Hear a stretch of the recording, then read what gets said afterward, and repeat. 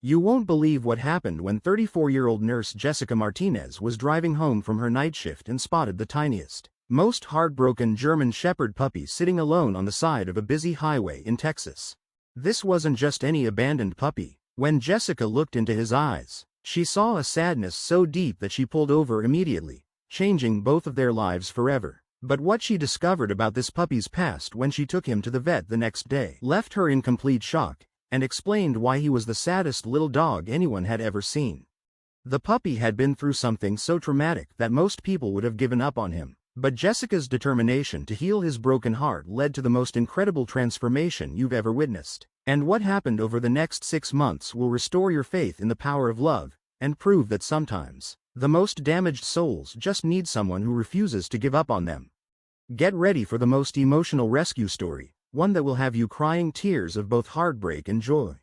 It was 6:30 a.m. on a foggy October morning when Jessica Martinez, a 34-year-old pediatric nurse at Houston Methodist Hospital, was driving home after another exhausting 12-hour night shift. The sun was just beginning to rise over Interstate 45, and Jessica was looking forward to getting home to her small apartment in the suburbs to catch some much-needed sleep before her next shift.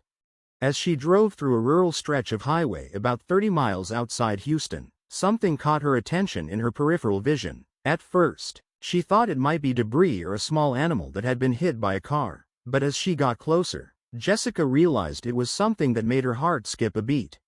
Sitting motionless on the grassy shoulder of the busy highway was the smallest German Shepherd puppy she had ever seen. The tiny dog, who couldn't have been more than 8 weeks old, was positioned facing the road, as if waiting for someone to come back for him. But what broke Jessica's heart wasn't just that he was alone, it was the expression on his little face.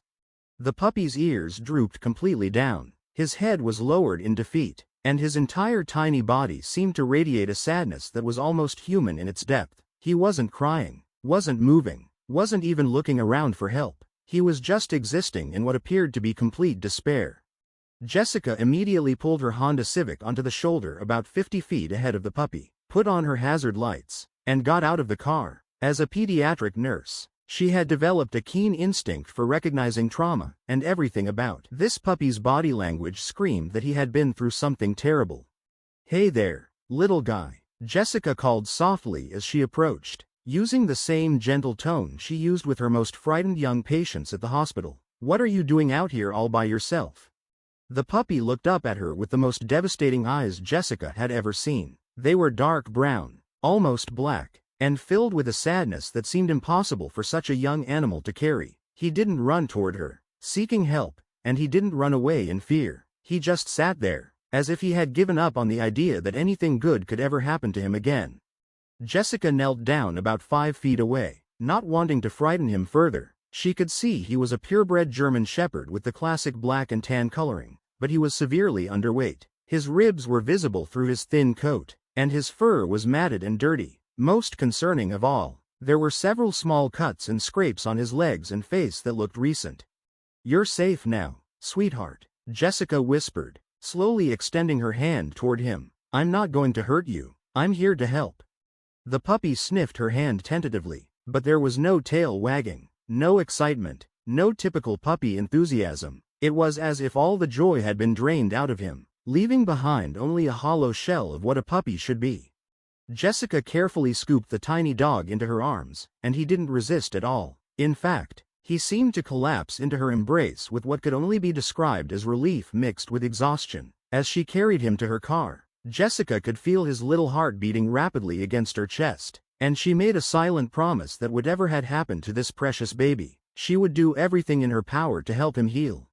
What Jessica didn't know was that the puppy's story was far more heartbreaking than she could have imagined, and the journey they were about to embark on together would test both of their limits in ways she'd never expected. Jessica's first stop after finding the puppy was the emergency veterinary clinic in her neighborhood. Dr. Amanda Chen, a 41-year-old veterinarian with 15 years of experience, was on duty that morning and immediately agreed to examine the little German Shepherd that Jessica had wrapped in one of her nursing scrubs.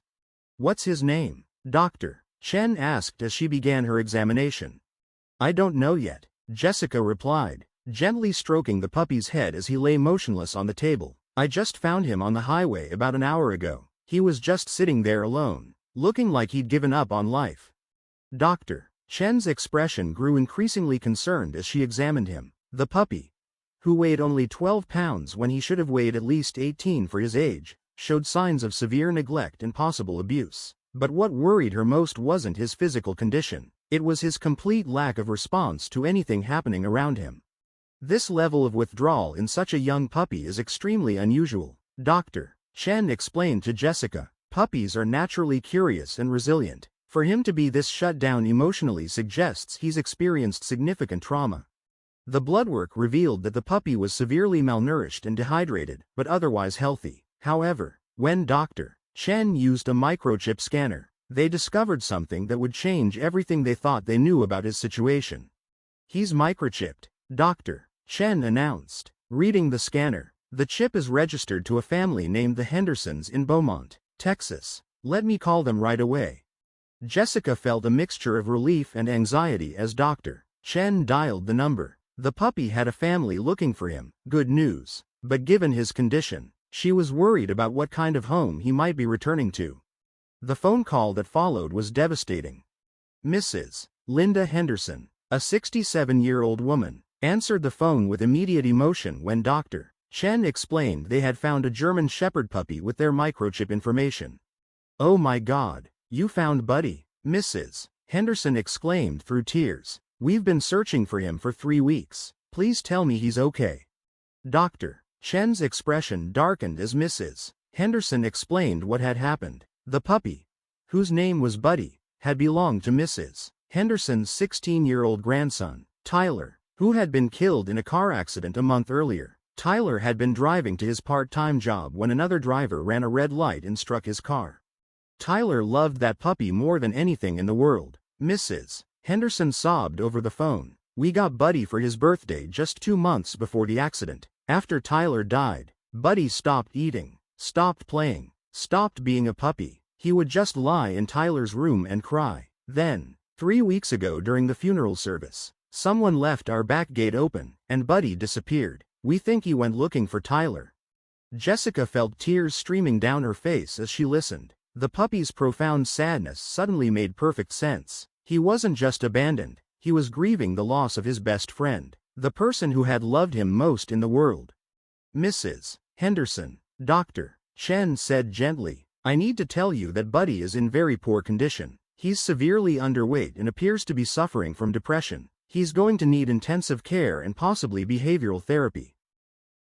Mrs. Henderson's voice broke completely. "We want him back, of course, but honestly, we're elderly and we're dealing with our own grief. Tyler's parents are too devastated to care for a pet right now. We just want what's best for Buddy, but we don't know if we can give him what he needs." As Jessica looked down at the tiny, heartbroken puppy on the examination table, she realized she was about to make a decision that would change both of their lives forever.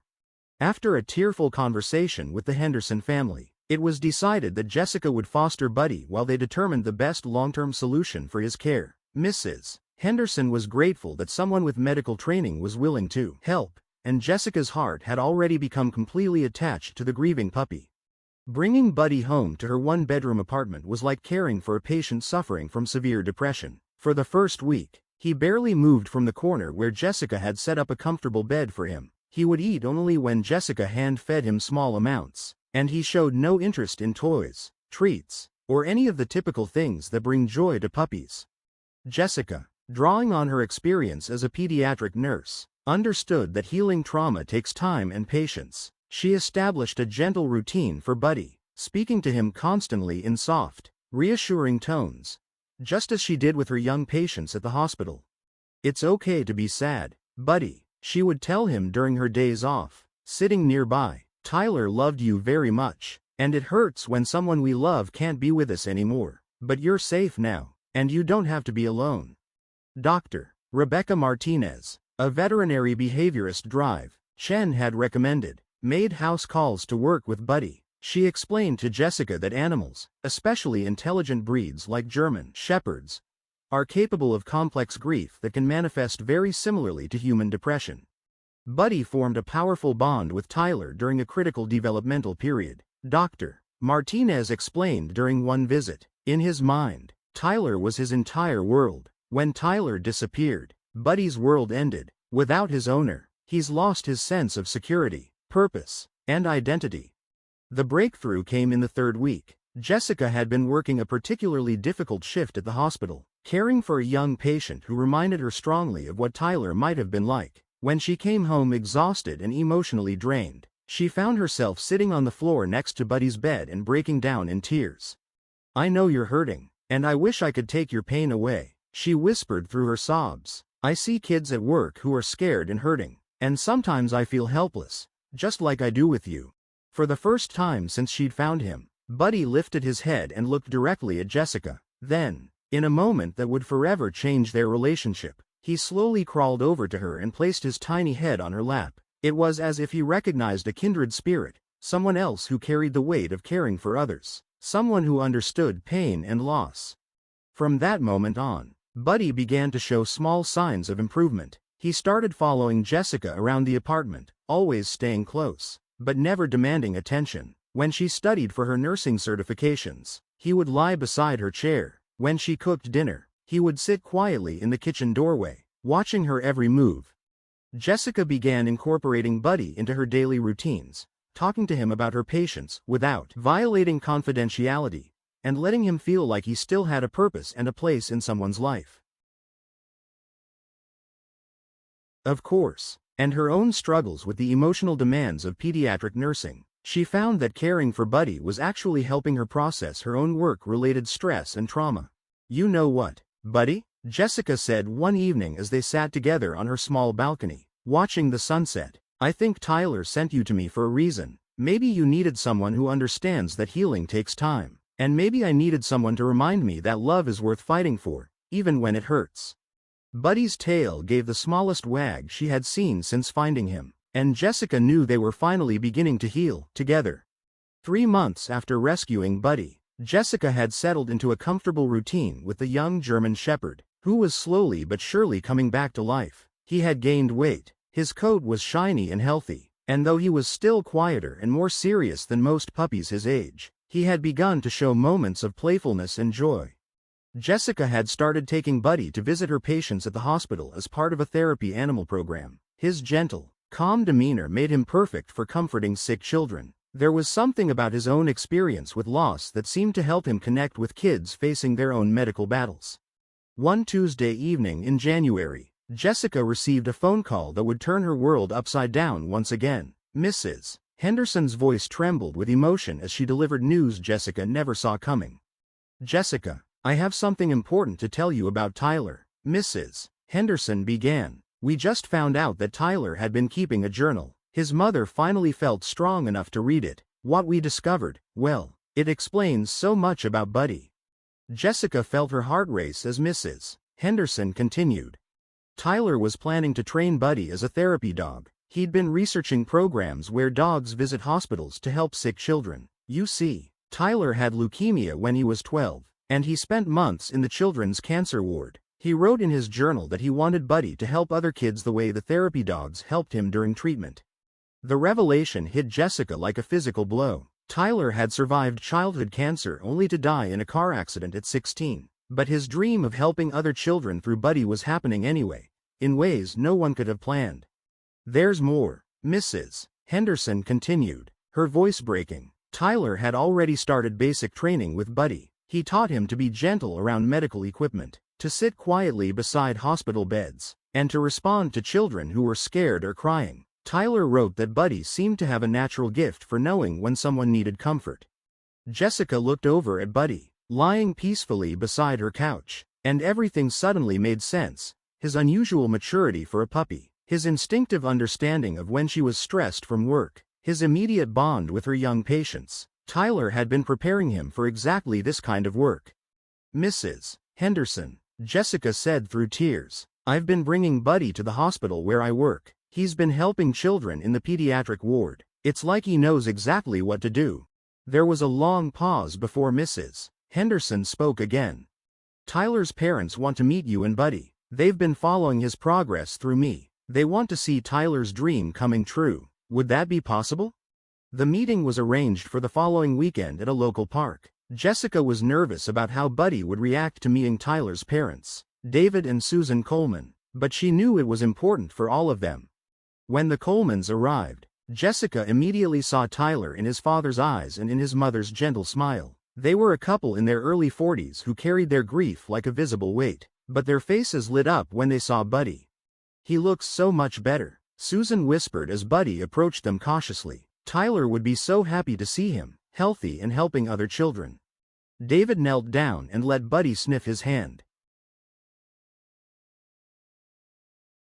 Tyler wrote that he wanted Buddy to be a bridge between sadness and hope. He said softly, "It looks like Tyler's wish is coming true."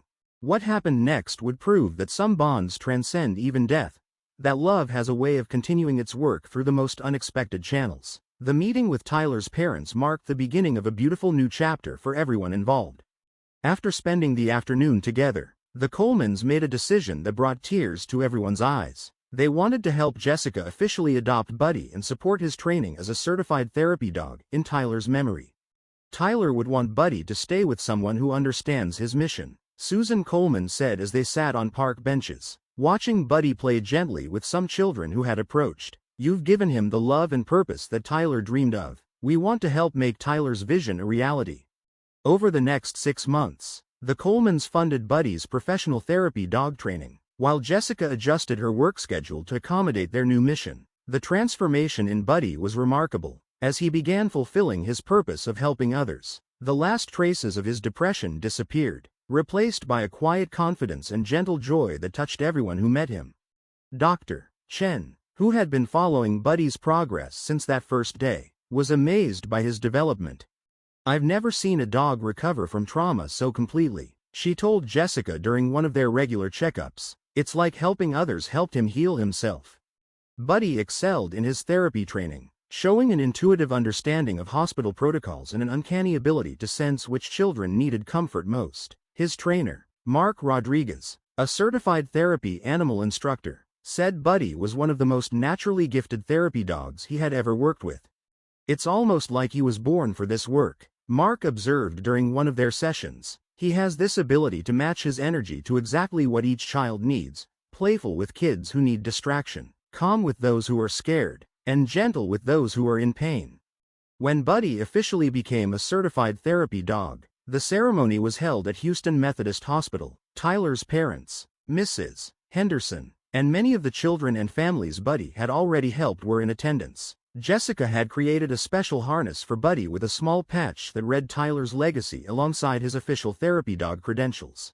The work they did together was extraordinary. Buddy helped children undergoing chemotherapy by providing comfort during long treatment sessions. He assisted kids with anxiety disorders by serving as a calming presence during medical procedures. He even helped siblings of sick children by giving them someone to focus on during their family's hardest moments. One of their most meaningful cases involved 8-year-old Emma, a little girl battling the same type of leukemia Tyler had survived. Emma had been refusing treatment and had stopped speaking to anyone. When Buddy first visited her room, something magical happened.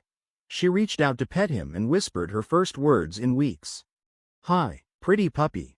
Buddy saved Emma's life, her mother told Jessica months later. When Emma completed her treatment successfully, he gave her a reason to fight when she had given up hope.